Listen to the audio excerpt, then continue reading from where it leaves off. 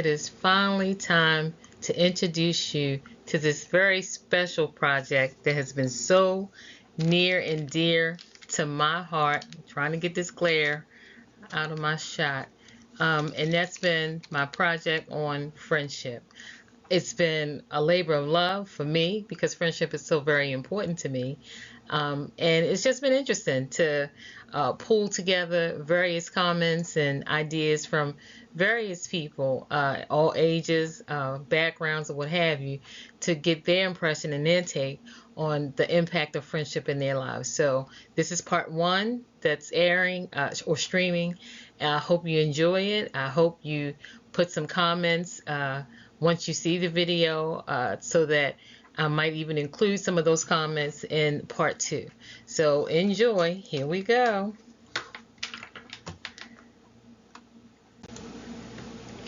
Friendship is a close relationship between two or more people based on mutual trust, support, and understanding. It involves sharing experiences, ideas, and emotions, and offering help and companionship. Good friendships can bring joy, comfort, and a sense of belonging to our lives. Now, think about it when you were young. I don't know if it was your kindergarten image that will come to your mind or what have you, but discovering your first friendship. Discovering your first friendship can be an exciting and memorable experience. It can happen in various ways, such as meeting someone at school, in a social setting, or through a shared interest. To make new friends, it's important to be open, approachable, and genuine. Just be yourself. Don't be afraid to initiate a conversation or invite someone to hang out. Remember that building a friendship takes time and effort. So be patient and keep putting yourself out there. Now, I found a bunch of, there was a laundry list of analogies for friendship, so I just included a few. And some of these you may have already heard before. The first one was, friends are like a warm blanket on a cold day. They bring comfort and coziness to our lives. And then, friendship is like a garden. It requires nurturing and care to grow and to flourish. And when you think about just those two, you get the image. You know, when you're cold, you want to wrap up. You want to be cozy. When you're dealing with a garden and you want to see the flowers grow or the plants sprout, you know you have to nurture it and tend to it and give it the proper soil, the proper nutrients, the proper sunlight, the proper amount of water in order to reap a rich, plentiful garden. And then there's the one that says friends are like puzzle pieces, each one unique and different, but together they create a beautiful picture. You know, I really do believe in that and think that's so important because friendship is not cookie cutter. It's not the same shape or look for each friend. Every friend, as it says, is unique and they satisfy a different need that we may have. And so that's something critical to remember when we have friends, is that there's a uniqueness to it. No one friendship is exactly like the other one. And so that's just a thought to keep in mind. And then it says friendship is like a book, each page filled with memories and experiences that we share with those we care about. Friends are like a lighthouse, guiding us through life's storms and helping us find our way. And just recently, I heard a quote from Michelle Obama, and it was talking about friendship as a kitchen table. And the analogy she gave was like, think of the kitchen table that you sat around when you were growing up. Around mom's table, that's where all the warm family meals were, the conversation, the laughter. And she said every woman should have a kitchen table of their core girlfriends, the ones that hold you down, build you up, support you. And that's what we all should strive to have. It doesn't mean you have to have 12 friends, 5 friends, whatever, but you have to have that core group of friends that sustain you through life's ups and downs. And so that was an analogy that I thought was worth putting in there, to equate it to like a kitchen table, because when you think of that, you think of security, you think of safety, you think of warmth, you think of love. And so they were good analogies that I thought I would include in this project. Excuse me. There are, just like everything else, different types of friends. Well, yep, there are different types of friends. Some examples include close friends, casual friends, childhood friends, work friends, and online friends. Each type of friend may serve a different purpose and have varying levels of closeness and intimacy. So one thing you can do when you hear this list of the various type of friends there are, examine your friendships, and it would just be interesting even for yourself to know, what type of friends do you have the most of? Do you have the most of intimate friends or close friends? It's something to think about. And so that is very important. I apologize, my phone just rang. Pardon me. So the thought I had was, that's just a good question to ask yourself to contemplate on, to really see out of the various types of friendships that's discussed, how many of each type do you have? Do you have more of one type than the other? Do you have one of each type? Maybe you don't. And so it's just a curiosity, to ask yourself and see what the answer is.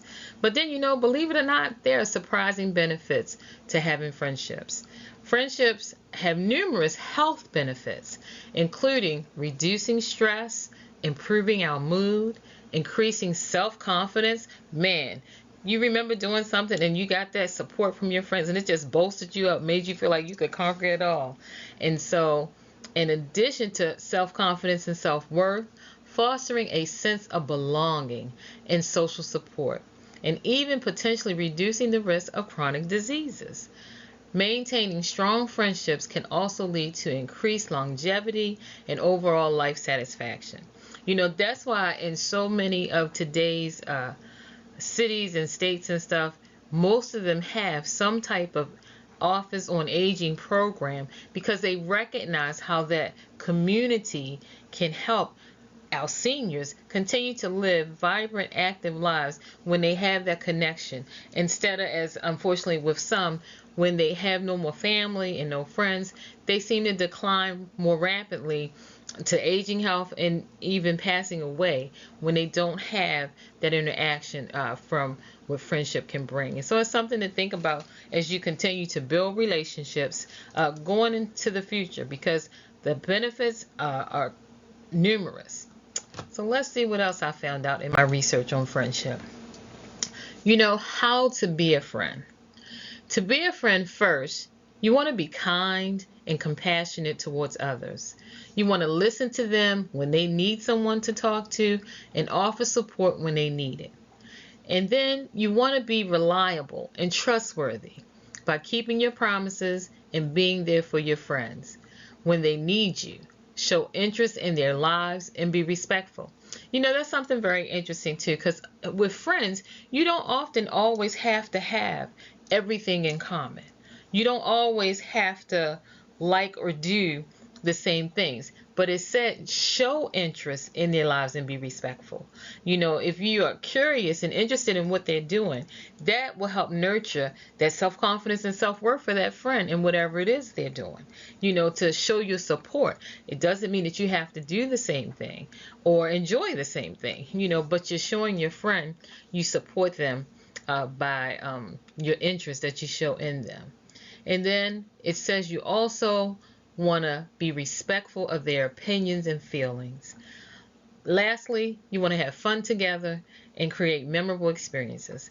I know with the friends that are my core circle of friends, I mean, man, I have a treasure trove of memories that I can reflect on and call back to mind. And oftentimes when we get together via telephone, Zoom, if it's in person, and we all start going down memory lane, it's just a laugh factory after that. Everybody's laughing or whatever, because those memories continue to feed and sustain that friendship.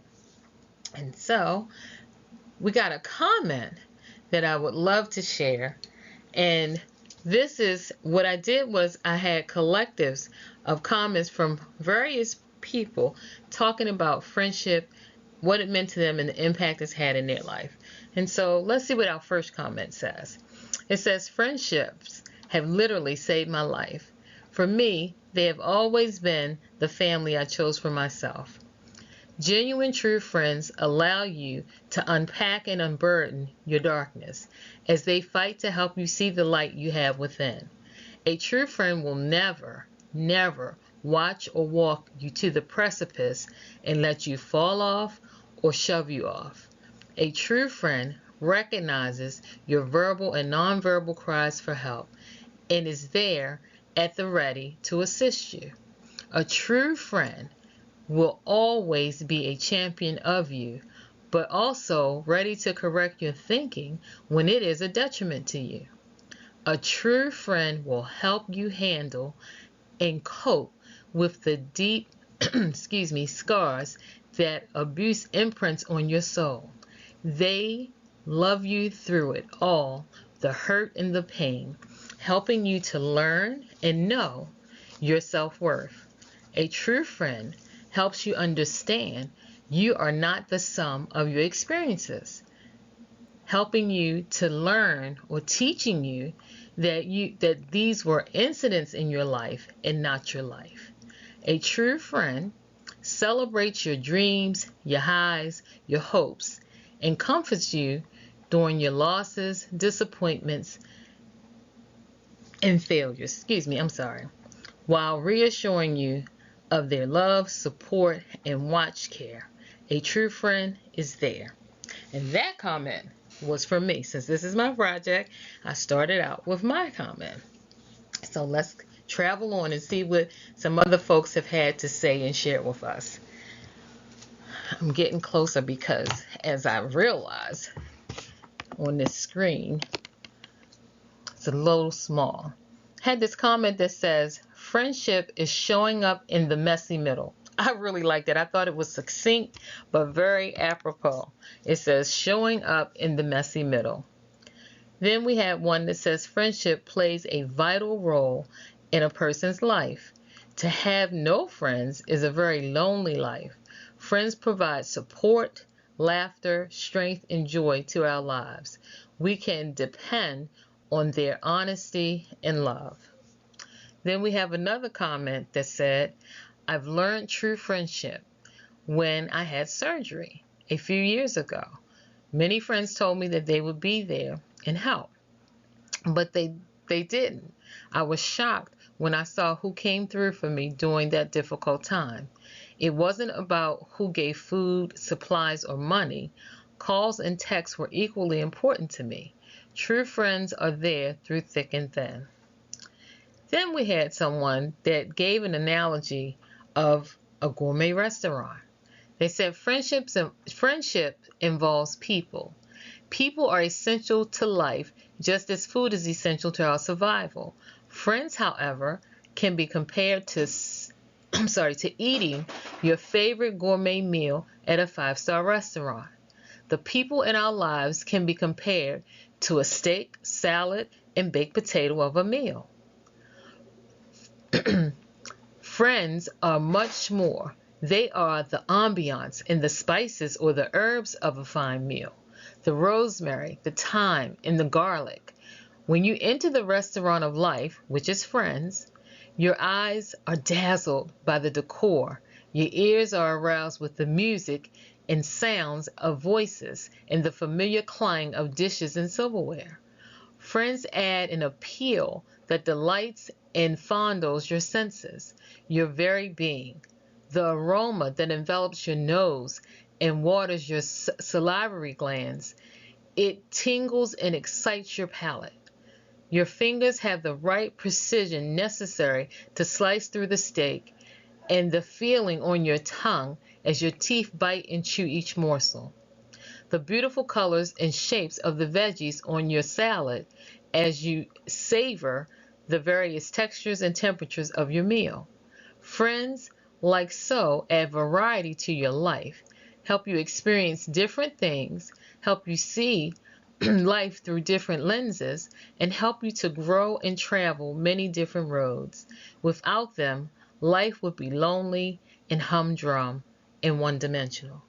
Isn't that something to really equate for this person, friendship to a gourmet meal? We know when we go to a restaurant, and fine dining at its best, it is a gastronomical miracle sometimes how good the meal is, how we savor the flavors, we take it all in, and that is the way this person appreciates friendship. It means all of those different things to them to come together, not just take the steak, not just take the potato, but you're taking it all, as well as the spices, the herbs, all of those little elements to really get the full flavor or full-bodied friendship.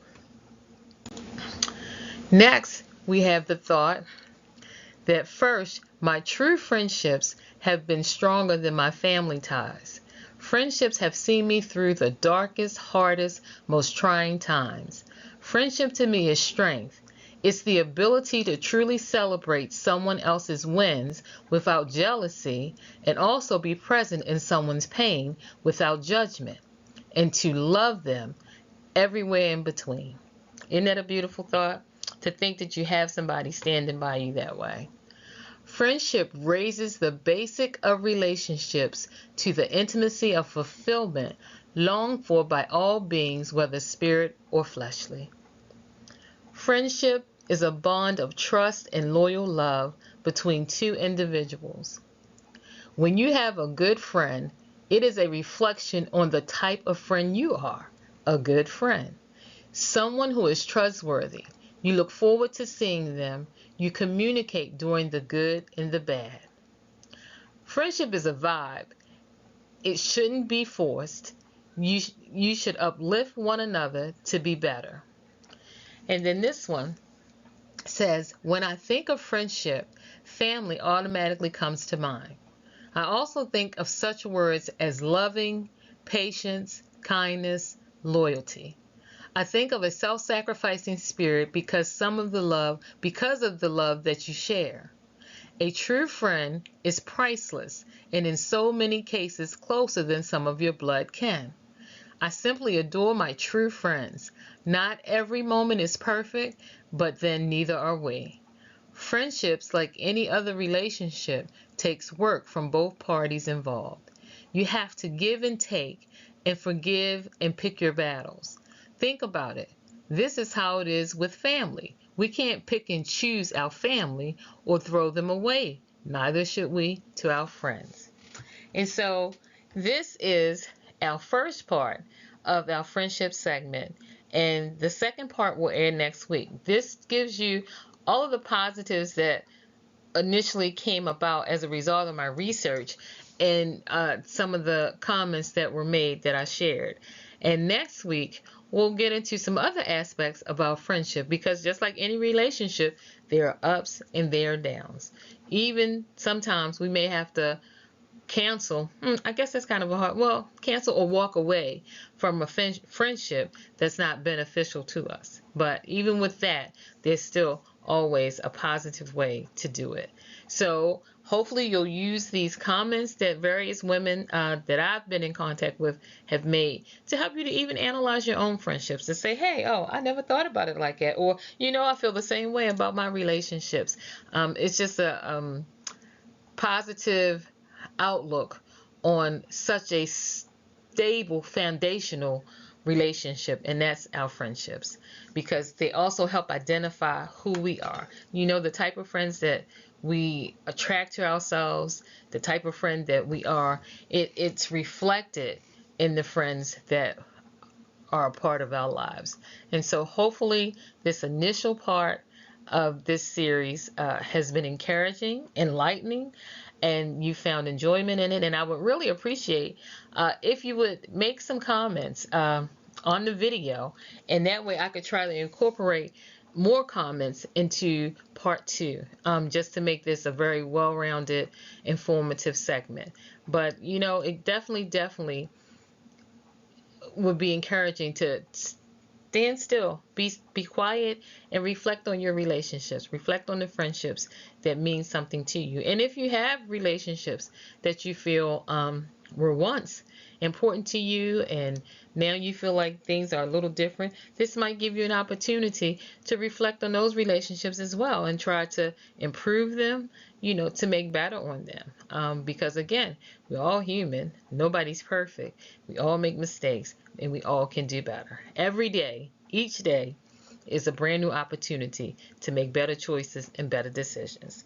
So until we meet again next week for part 2, this is Lynie signing off at the Pinkhouse. Happy friendship.